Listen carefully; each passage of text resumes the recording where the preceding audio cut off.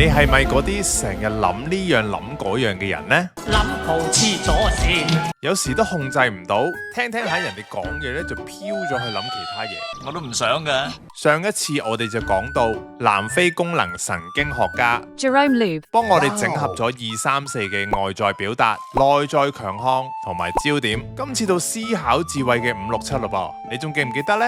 又記得咗，點解啊？咁今次你真係要好好咁用思考去思考下呢班成日思考嘅思考智慧點思考咯喎。邊個同你玩啊？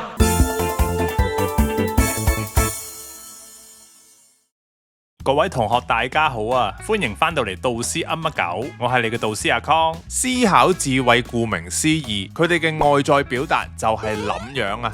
你叫我啊？你身邊實有幾個講嘢嗰陣咧，好似好多嘢諗咁。咁熟口面嘅呢啲嘢咁樣，跟住我就發覺原來咧就係我女朋友平時着開嘅所有嘢。多解釋原因嚟表達內容。嗰晚嗰一刻咧，我諗我成個人變咗嘅，我估就係因為我突然間發覺原來個宇宙好大好大，原來我望得好遠好遠。佢哋成日諗嘢，內在嘅強項好明顯就係同諗嘢有關啦。你實識幾個 friend 咧，邏輯分析好勁嘅，例如對投資理財咧好有研究嘅，升一定升，好中意推理啊揾證據嘅，唔少得可以係咁諗嘅神秘嘢啦。What is that？其實唔難。咁思考智慧嘅焦點又係啲乜嘢呢？就係驚啦！你知唔知會嚇親人嘅？佢哋嘅終極目標離不開都係3件事：令自己儲多啲嘢，因為驚俾人搶啊；令自己穩陣啲，因為驚有危險；你千萬要小心。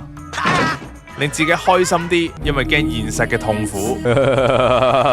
所有嘅目標咧，都係令自己安心啲噶。你有冇諗起邊個人呢？嚟到呢度咧，又俾啲小任務大家啦噃。正所謂人心懷藏爆量，觀察下身邊有冇呢啲成日諗嘢嘅朋友啦。做咩望住我咧？留言分享下你嘅觀察，等我哋一齊分析下。同埋你唔使諗咁多嘢啦，撳個訂閱掣咧，唔會有危險噶。收地啊！